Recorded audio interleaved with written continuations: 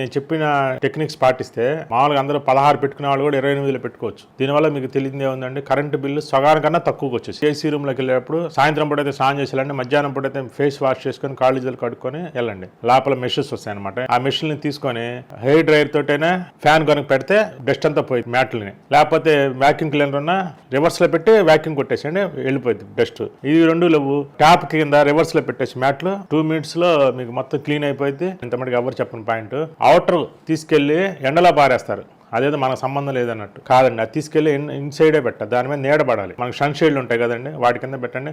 ఒకవేళ డాబా మీద సన్ షేడ్ లేని వాళ్ళు డాబా పైన పెట్టేవాళ్ళు ఉంటారు, దానిపైన చిన్న షెడ్ లాంటిదన్నీ వేయండి. అటు ఇటు ఒక గోడ కట్టేసి దానిపైన ప్లాస్టిక్ రేక్ కానీ ఏదో ఒకటి వేయండి దాని మీద.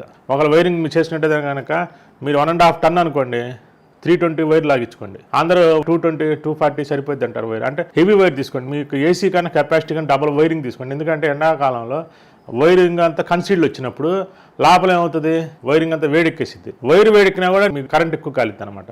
అందుకని వైర్ ఎక్కువ మంచి కంపెనీ వైరింగ్ తీసుకోండి. కేబుల్ తీసుకోండి. ఇంకా అవకాశం ఉంటే కనుక డైరెక్ట్గా మీటర్ దగ్గర నుంచి ఏసీ మిషన్ వరకు డైరెక్ట్ కేబుల్ వేసుకోండి. 3 core వైర్ ఉంటుంది, 320 వైర్ హెవీగా ఉంటుంది, అది తెచ్చి వేసుకోండి. దానివల్ల ఏమవుతుందంటే దాని చుట్టూ వేడి ఎక్కకుండా ఉండిద్ది, కరెంటు పర్ఫెక్ట్గా వచ్చింది. ఇక్కడికి స్విచ్లు పనికిరాని స్విచ్లు కావాలి, అవకాశం ఉంటే అల్యూమినియం బాడీ ఉంటాయి, అవి పెట్టుకోండి. అది అవకాశం లేని వాళ్ళు స్విచ్ పెట్టుకోండి, అది కూడా మంచి కంపెనీ స్విచ్లు పెట్టుకోండి. ఏసీ రూమ్లో సాధ్యమైనంత వరకు తక్కువ వస్తువులు పెట్టండి.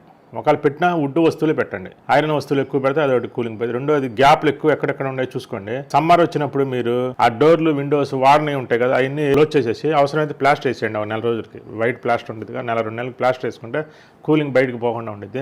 ఇంకొకటి ఎండపడ్డే వైపు ఎటైతే ఉందో పడమర కానీ కార్నర్లు, దక్షిణ కార్నర్లు కొంతమందికి వస్తూ ఉంటుంది. అలాంటి వాళ్ళు కంపల్సరీగా డార్క్ కలర్ కర్టన్స్ వాడండి. లోపల వైపు డార్క్ కలర్ కర్టన్స్ వాడండి. అవుట్ సైడ్ కూడా మందపాటి కర్టన్, అవుట్ సైడ్ కూడా వాడండి. ముందు అద్దాల మీదే పడనీయకుండా చూడండి వేడి. ఎప్పుడైతే అద్దాల మీద వేడి పడ్డా ఆ వేడి లోపల రూమ్లోకి వచ్చేసిద్ది. కాబట్టి అవుట్ సైడ్ ఒక కట్టడం, లోపల అవకాశం ఉన్న వాళ్ళు బయట కూడా వేసుకోండి. అన్నిటికన్నా ఇంకా సింపుల్ అండి, కంపల్సరీగా మీరు ఫ్యాన్ వేసుకోండి, ఒకట్లో పెట్టుకోండి. కొంతమందికి ఏసీ రూమ్లో ఫ్యాన్ వేస్తే నచ్చదు అన్న వాళ్ళు ఉంటారు.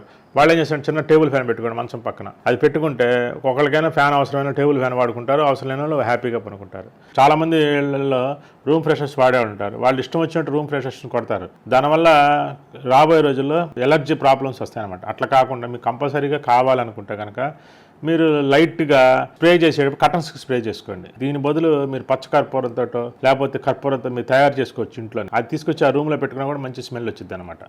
ఇవన్నీ సూచనలు పాటించి మీ ఏసీని సగానికి సగం బిల్లు తగ్గించుకుంటారని కోరుకుంటూ, ఇంకేదైనా ఈ వీడియో మీద కామెంట్ పెట్టదలుచుకుంటే కామెంట్లో పెట్టండి.